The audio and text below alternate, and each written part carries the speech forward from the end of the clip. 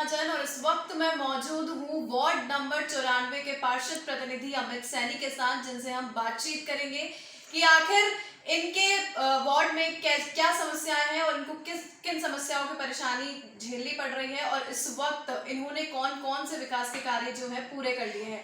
इसी सिलसिले में आज हम इनसे वार्ता करेंगे और इसी बीच में आपको बता दूं, मैं जनता के बीच से होकर आ रही हूं, ग्राउंड रिपोर्टिंग करते हुए आ रही हूं और वहीं मैंने जनता के भी पॉजिटिव रिस्पॉन्स जाने, नेगेटिव रिस्पॉन्स जाने, पर अधिकतर हमें पॉजिटिव रिस्पॉन्स ही जो है सुनने को मिले हैं। यहाँ की जो पार्षद है वो काफी अच्छा काम कर रही है। लगभग 5.5 करोड़ रुपए का डेवलपमेंट जो है इस वार्ड में कर दिया गया है। बेसिक लाइट से जो है रोड पे लगा दी गई है।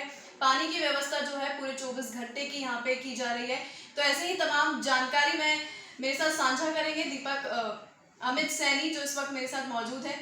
तो सर, सबसे पहले तो आपको बहुत बहुत स्वागत है हमारे बुलेटिन में। बहुत धन्यवाद। तो मेरा बेसिक सवाल यही है कि आखिर डेवलपमेंट जो है आपने कितना कर दिया है अपने एरिया में?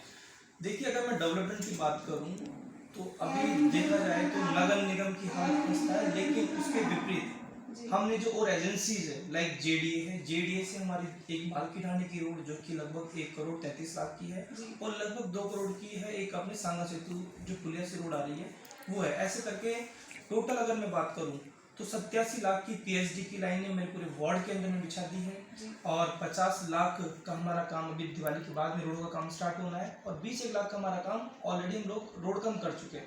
अगर ओवरऑल बात करूं मैं लगभग 5 से 5.5 करोड़ का काम मैंने जेडीए, पीएचडी, मार्केटिंग बोर्ड और नगर निगम के माध्यम से हमने हमारे क्षेत्रवासियों को यहाँ पर उनकी सौगात दी है। सबसे पहले तो मैं उस क्षेत्र में नया था क्योंकि मैं किसी और वार्ड से टिकट मांग रहा था, लेकिन पार्टी की वजह से हमको कहीं और जगह भेजा गया।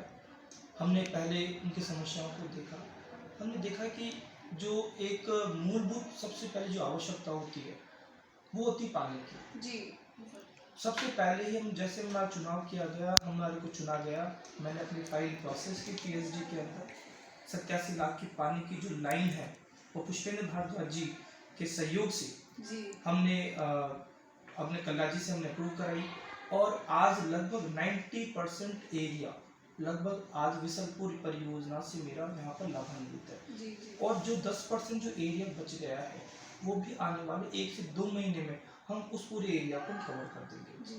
सेकंड में आती है हमारे रोडों का लगभग एक जाल सा लगभग काफ़ी कुछ बिछा चुके हैं और हमारा टारगेट है आगामी 2 साल।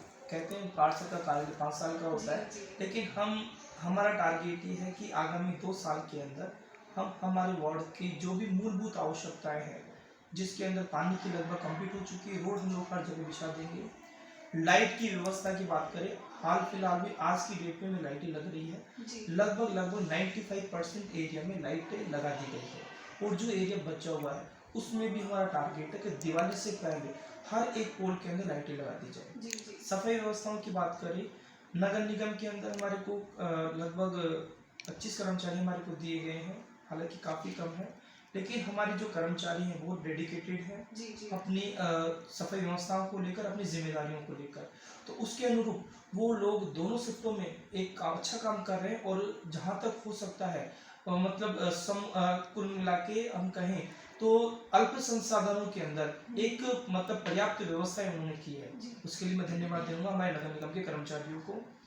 और साथ ही जो कई समस्याओं का इस बीच हमारे को सामना भी करना पड़ रहा है, क्योंकि नगर निगम की अभी जो स्थिति है वो थोड़ा सा अभी, जैसा कि हालिया प्रकरण में मेयर सोनिया गुजर जी ने मामला आया, उसके बाद से लेकर नगर निगम में अभी फिलहाल जो व्यवस्थाएं हैं वो सुचारू रूप से अभी तक संचालित नहीं हो पाई है।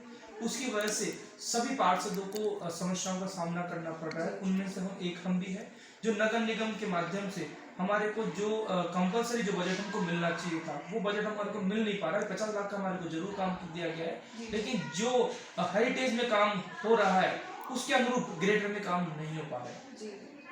हम सरकार से भी अनुरोध करेंगे कि जो नगर निगम की जो व्यवस्थाएं हैं वो कंपेरेटिव आपके हेरिटेज की तरह से यहाँ पे सुचारू की जाए।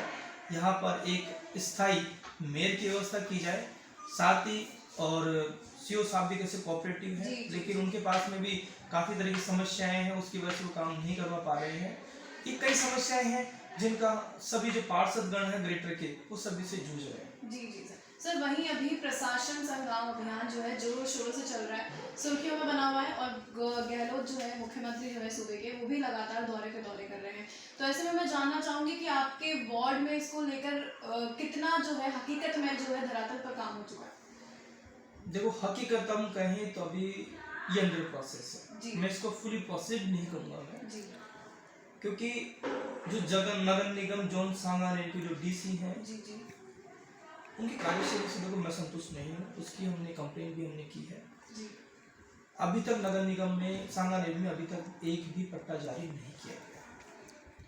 उसकी सभी पार्षदों ने मिलकर हमने एक एप्लीकेशन भी तैयार की है और हमारा एक डेलीगेशन जल्दी ही मंत्री महोदय से मिलेगा।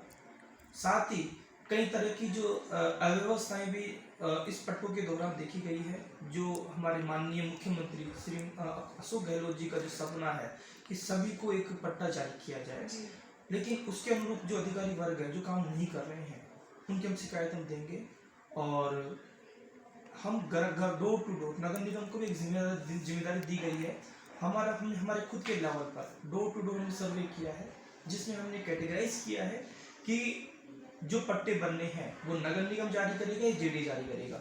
जेडी वालों की अलग लिस्ट बनाई जाएंगे और नगर निगम वालों की लिस्ट अलग बनाई जाएगी। उनके जो डॉक्यूमेंट्स है वो हमने अलग अलग कलेक्ट हमारे एजेंसीज के माध्यम से, एजेंसी बोले तो हमारे जो हमारे खुद के वर्कर्स हैं उनके माध्यम से हमने कलेक्ट किया।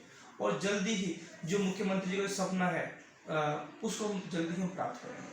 जी सर, जैसे कि अब जो लाइट्स वगैरह आप लगाने वाले हैं, अभी हमने देखा कोरोना में हालात जो थे बहुत बेकार हो चुके थे, तो ऐसे में आपने जनता की कैसे मदद की? और उस वक्त जो है सरकार ने सभी पार्षदों विधायकों की भी तनख्वाह जो है एक वक्त के लिए रोक दी गई थी, तो उस सिचुएशन में भी आपकी ड्यूटी थी कि आप अपनी जनता का देखभाल करें, तो उस सिचुएशन में आपने कैसे हैंडल किया?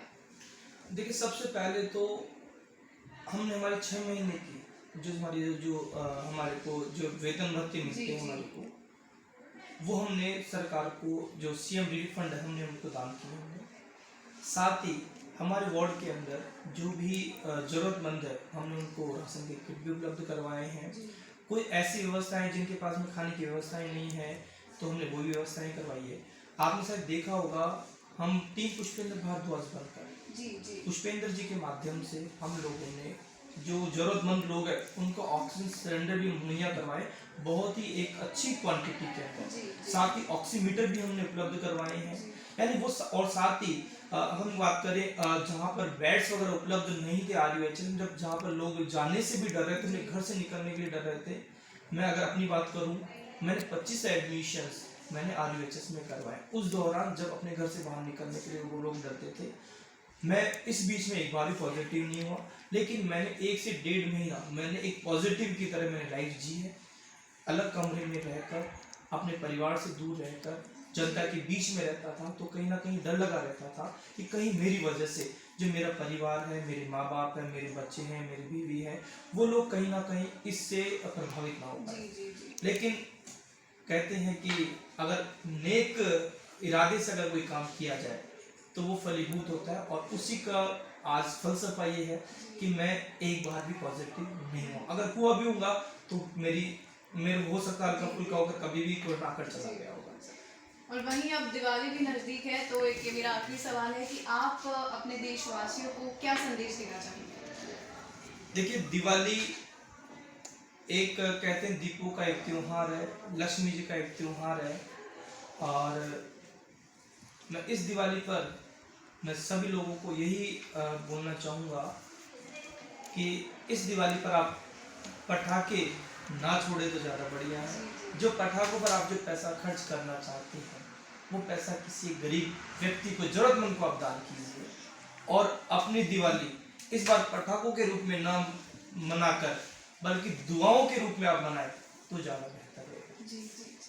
तो देखिए, मैं मौजूद थी इस वक्त वार्ड नंबर 94 के पार्षद प्रतिनिधि अमित सैनी के साथ। तो उन्होंने बताया कि कैसे विकास की दर जो है लगातार इनकी तरफ से विकास किया जा रहा है। हर तरीके से जो है ये प्रशासन से भी अपनी मांगे रख रहे हैं, कंप्लेंट्स कर रहे हैं। अगर इनको कोई भी दिक्कत आ रही है विकास में तो लगातार अपनी शिकायतें जो है प्रशासन को रख रहे हैं। तो ऐसे में मैं महिमा जन आपसे यही विदा लेती हूँ with the cameraman Rahul Sharma.